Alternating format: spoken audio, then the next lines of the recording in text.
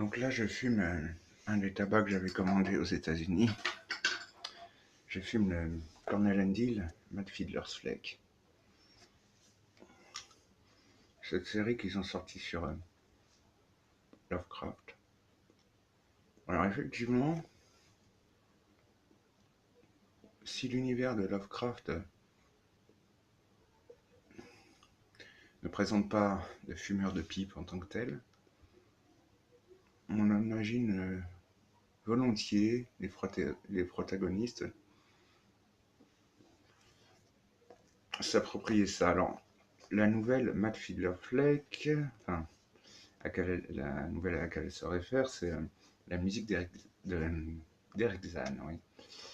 Et donc, dans leur petit descriptif, ils disent, voilà, il y aura une montée en puissance, comme Eric Zahn peut sombrer dans la folie, en musique en tout cas, au fur et à mesure de la nouvelle. Donc, il est étonnant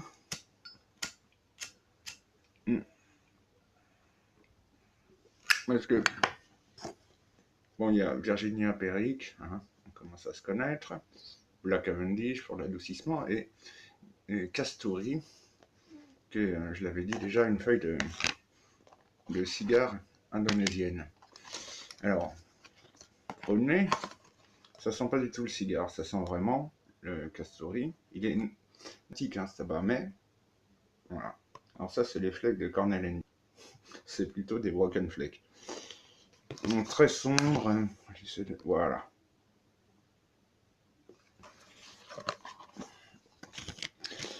Donc voilà, il y a vraiment un parfum de clou de girofle, de cannelle, ce qu'on peut imaginer dans leur célèbre cigarette, les Kratek, je crois que ça s'appelle. Ouais. Là, au fumage, c'est présent, ça dégage quelque chose de sucré, qui corrobore le Cavendish. Et là apparaît un goût de cigare. Alors, moi j'en fume pas, on n'est pas dans la grande puissance, mais c'est comme une ombre, quoi. C'est très très très agréable du coup. Donc oui, m'avait été posé la question de savoir où j'avais commandé ces tabacs. Donc, le site sur lequel on peut les commander, c'est tobaccopipes.com. Alors, je sais pas au niveau des lois, parfois ça fonctionne, parfois ça fonctionne pas. Faut essayer. La boîte, en gros, c'est 9-10 $. Il y a un peu plus de 50 grammes, presque 60, c'est 2 onces. Hein. 57 grammes, voilà.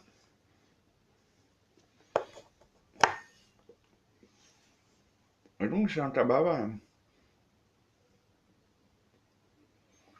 Dans toute la série de Cornell & Deal et du Yelpis que j'ai commandé, c'est certainement celui qui est le plus proche des goûts européens. Je disais dans la dernière vidéo que j'étais assez surpris parce que, en général, on a une vision des goûts américains très Coca-Cola, Pizza Hut et compagnie, c'est-à-dire assez dans le sucre, quoi. Et là, au niveau des tabacs, on est plutôt dans le rêche, quoi. C'est peut-être, comme j'ai pas commandé d'aromatique ni d'anglais, peut-être que c'est typiquement les Virginia Peric, mais je trouvais leur Virginia, malgré qu'il y ait des Virginia rouges et des sombres, très brillants, quoi, presque âpres. Et c'est la première fois que je ressens ça. Il met un peu de temps à m'habituer, hein. C'est-à-dire,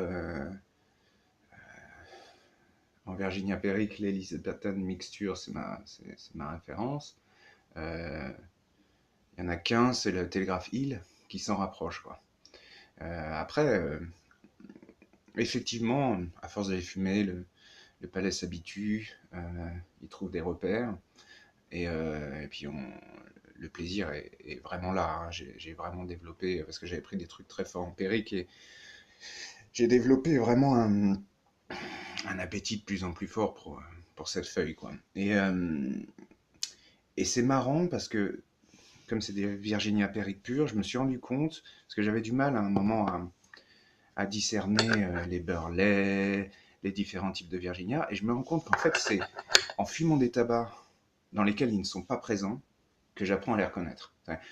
Quand je reviens après sur un tabac où il y a du beurre lait, en ayant fumé pendant une semaine, 15 jours, que des...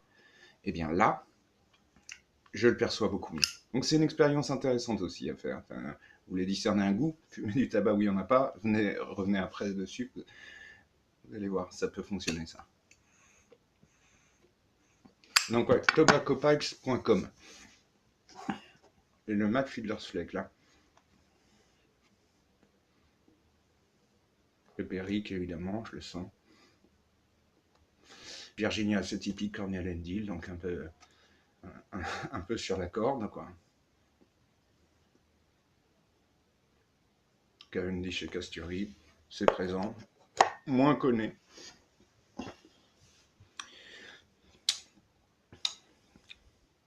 C'est parfait. Parfait. Cornell and Deal, justement, ils ont sorti un truc marrant. Alors, j'ai pas cherché à me le procurer. C'est le Small Batch, un coffret, en fait, pour faire soi-même ces mélanges avec les trucs de base et une petite balance et tout, un petit livret, deux, trois petits agents de saveur, je suppose. Voilà. Et ça serait une expérience marrante à faire, quoi. Ouais, en 2 jours, j'aurais fini le Périque. Donc, sinon, je voulais revenir un peu sur le Pipe Club French YouTube et faire une liste un petit peu exhaustive des différents acteurs de, de ce Pipe Club et ce que je trouve intéressant chez chacun. Alors, la première en tête, c'est Saveurs partagées, bien entendu, parce que bah, c'est hormis Barbe Noire, mais Barbe Noire, c'est plus un style de vie qu'il présente que c'est des trucs de tabac particulier. Bah, Saveurs partagées, ça a été le premier. Et il y a un truc qui est vraiment, vraiment bien chez lui, c'est que c'est quelqu'un de très positif. C'est-à-dire, il revient sur ses goûts, il va toujours trouver quelque chose d'intéressant dans tous les tabacs, et je trouve que c'est une attitude qui est très positive, quoi, vraiment. Et je pense que c'est quelque chose une façon de faire qui amène des gens dans l'univers de la pipe. Parce qu'effectivement, il n'y a pas de raison d'être un ayatollah du Virginia Perique comme moi. Et donc, vraiment, c'est une chaîne superbe, quoi. Et en plus, il est en train de créer là tout un écosystème autour de son univers. Vraiment, chapeau bas, quoi. Et quelqu'un que je suis avec beaucoup d'intérêt, franchement. Ensuite, il y a... et alors là, c'est quelqu'un qui est très didactique. Hein, c'est chirurgical, hein, ses interventions. Hein. Il va jusqu'au bout de son fumage. Il va vraiment loin dans la recherche des saveurs. C'est vraiment très professoral, mais je le dis encore une fois de manière tout à fait bienveillante et je trouve que c'est très bien. Moi, j'apprécie beaucoup ses interventions pour ça, c'est-à-dire que il lâche pas le morceau, quoi. Il va au bout. Et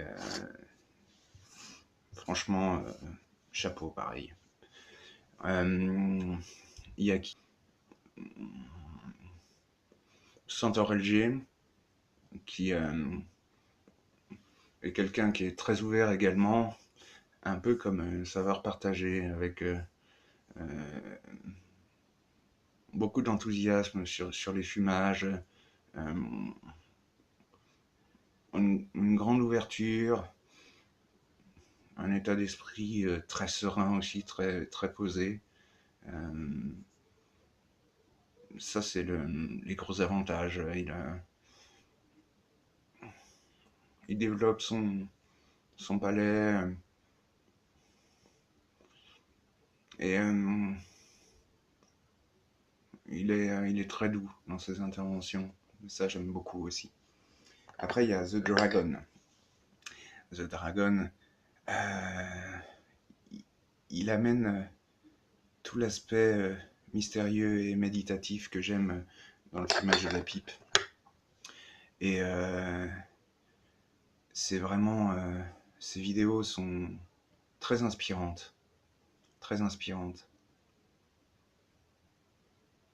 Ouais, on est à la lisière du rêve, quoi. C'est un peu comme Lovecraft. Il devrait goûter le Matt Fiddler Fleck, d'ailleurs. Mm. Et Callum Redden, qui... alors, pareil, qui a les bras grands ouverts, qui va... c'est la pipe souriante, quoi. C'est vraiment l'amitié à travers l'échange, à travers l'écoute. Voilà. Ça, c'est pour les chaînes francophones. Il y en a certainement que je connais moins. Et là, c'est vraiment les principales. Euh, Après, en chaîne pour les anglophones, il y en a des dizaines, quoi. Mais il y en a deux que vous connaissez très probablement. C'est le bon ami Bradley de Stuff and Things, qui, alors je le suis parce qu'il a des goûts vraiment proches des miens. Mais lui, c'est très très... voilà, il y a une dégustation par semaine. Alors, bon, euh, il vraiment, c'est très carré. Il a un système de notation très précis. Ses vidéos sont toutes faites sur le même schéma. Du coup, c'est très facile de s'y retrouver. Et,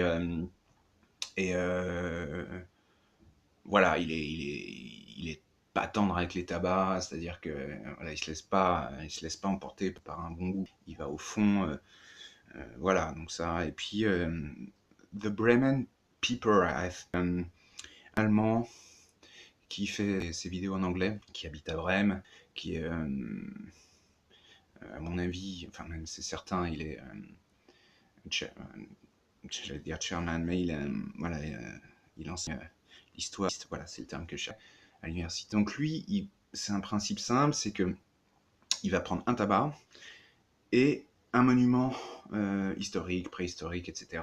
Mais il va lier le tabac, son choix de tabac à l'endroit qu'il va présenter.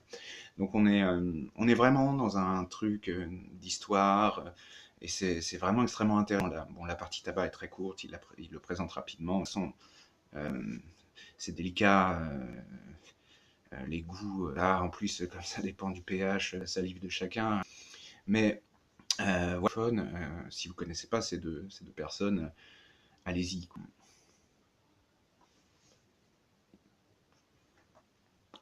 Je voulais faire une digression rapide. Euh, voilà sur la conservation.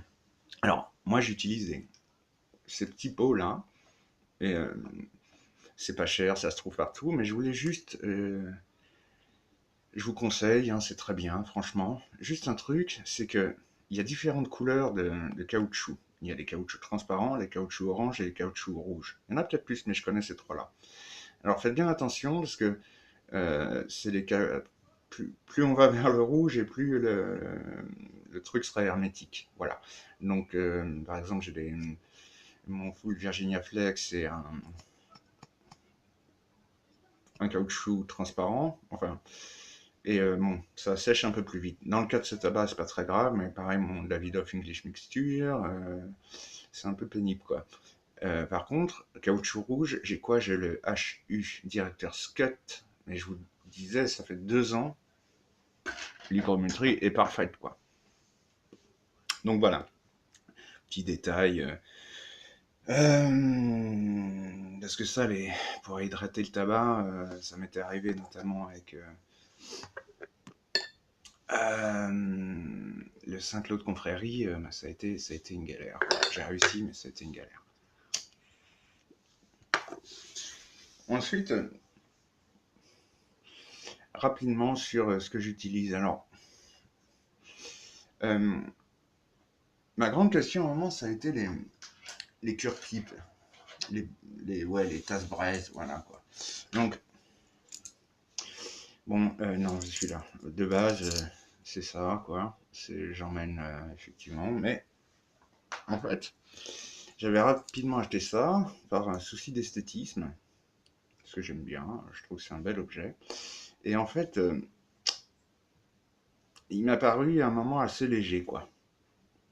J'ai commandé le même, mais en beaucoup plus gros. Alors là, on est dans un truc qui tient vraiment bien en main, que je trouve vraiment bien foutu au niveau design. Mais entre-temps, j'avais, pour des raisons esthétiques, alors il y a le petit pic, ça se dévisse, tout ça.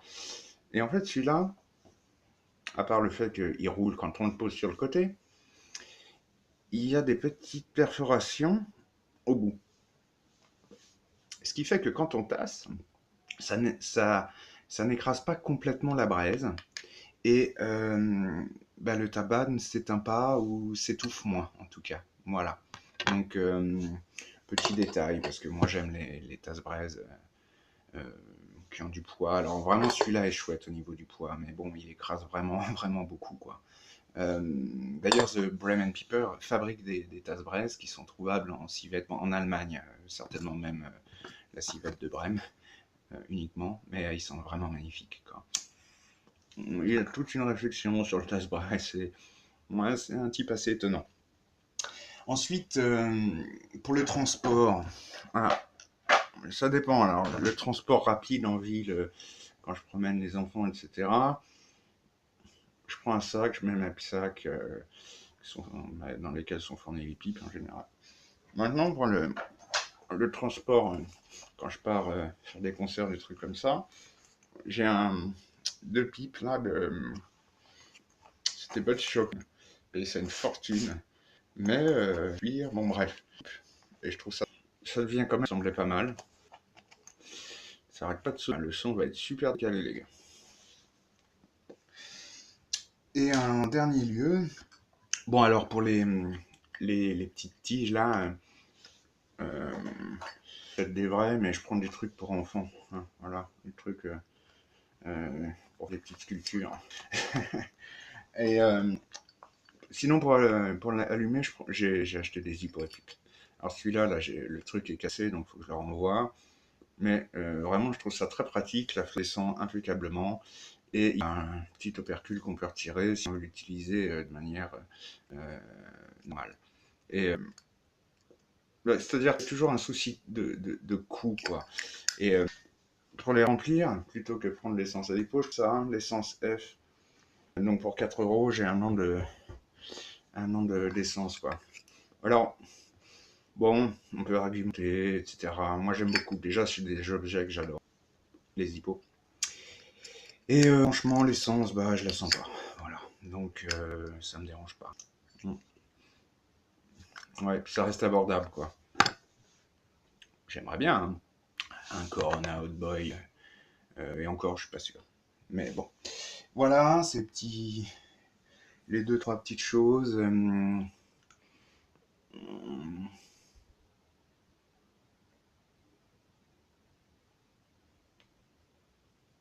Péricle, si tu pointes là.